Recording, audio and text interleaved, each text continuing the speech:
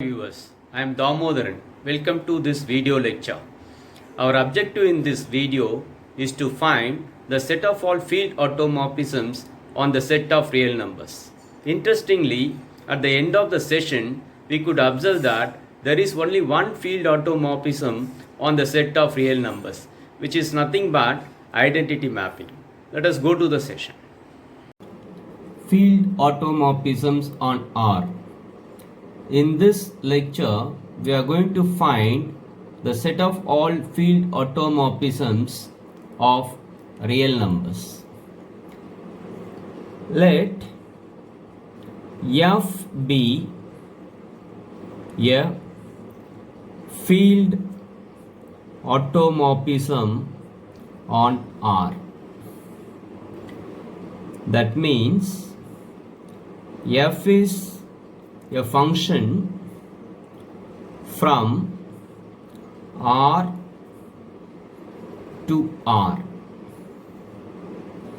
and it satisfies three conditions. One, it is a field homomorphism. It is one to one and it is on to. Okay. Now, I have already uploaded a video in YouTube under the title Field Automorphism on Q. This video is already there in the YouTube. In this, it is proved that f of x is equal to x for all x belongs to Q. Exactly in the same manner, here also we can prove that f of x is equal to x for all x belongs to Q. Remember, Q is a subfield of the set of real numbers. And this says that F acts as identity mapping on Q. That means it takes every rational number to itself. What about the behavior of F on an irrational number? That we are going to observe. To observe this, we need two smaller results. Let us first do that. The first result is for x real, x is greater than 0 if and only if f of x is greater than 0. This is the smaller result we want.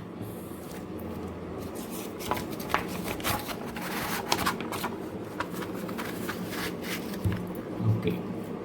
Now, how to establish this? Let us take a real number x greater than 0.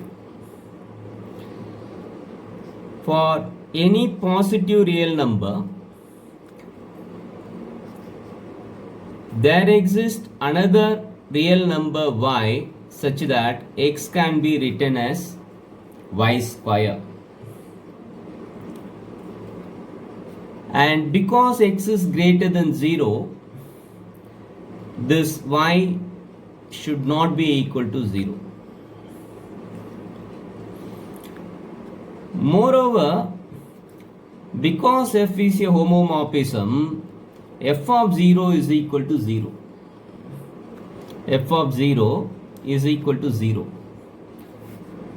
In case f of y is also 0, then it contradicts the fact that f is 1 1, because f is an automorphism. It is 1 1. Therefore, f of y cannot be 0. Therefore, f of y is not equal to 0.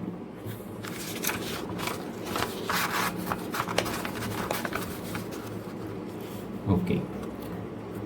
But then from this x equal to y square, we have f of x is equal to f of y square, which is f of y into y, which is equal to f of y into f of y, which is equal to f of y whole square. That is f of x equal to f of y whole square. Therefore, it is positive. As f of y is not equal to 0, it is strictly greater than 0. Thus, we can see that x is greater than 0 if and only if f of x is greater than 0. So, we have proved that claim. The next result we require is whenever x and y are two real numbers such that x is greater than x dash, that is equivalent to saying that f of x is greater than f of x dash. That is all we want to assert is that f is order preserved. Okay. How to get this? If x is greater than x dash, that is equivalent to x minus x dash is greater than 0. But then from the first claim, we get that f of x minus x dash is greater than 0 because f is a homomorphism. F of x minus f of x dash is greater than 0, and that implies f of x is greater than f of x dash. Therefore, x greater than x dash implies that f of x is greater than f of x dash. With these two smaller results, let us observe the behavior of f on irrational number. Let x be an irrational number. Then, because q is dense in R, the set of rational numbers is dense in the set of real numbers, there exists a sequence of rational numbers such that this sequence approaches x from the left hand side. That is, the limit of this sequence is x. As it approaches from the left hand side, Rn is less than x. In the similar way, there exists a sequence of rational numbers Sn such that this sequence Sn approaches x from the right hand side. That means we can observe that this x is lesser than Sn. Remember, Rn and Sn for every n is a rational number. Okay.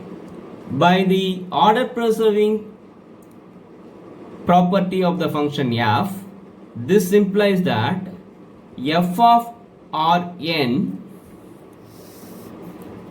is lesser than f of x is lesser than f of Sn.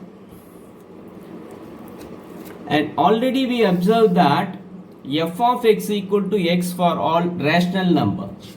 Now, since Rn and Sn are rational numbers, f acts as identity element.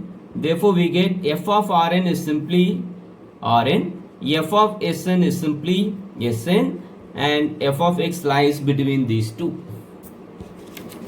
Now, if we take the limit as n tends to infinity, here this Rn sequence is approaching x, which is less than or equal to. This f of x will remain as it is because there is no involved in this. And then this Sn is also approaching x. So we get that f of x lies between x and x, which forces f of x is equal to x. And this is true for any irrational number x.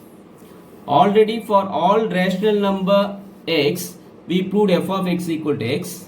Now for irrational number also we proved that f of x equal to x. Putting these pieces together, we get that f of x is equal to x for all x belongs to R. That means f is nothing but identity mapping on R. We started with f, a field automorphism on R, and we ended up with f is identity mapping on R. Thus, if we take any field automorphism on R, it has to be identity mapping. That is, the field automorphisms on R has only one element, which is the identity mapping. Thus, there exists only one field automorphism. I hope you would have understood this. Thank you.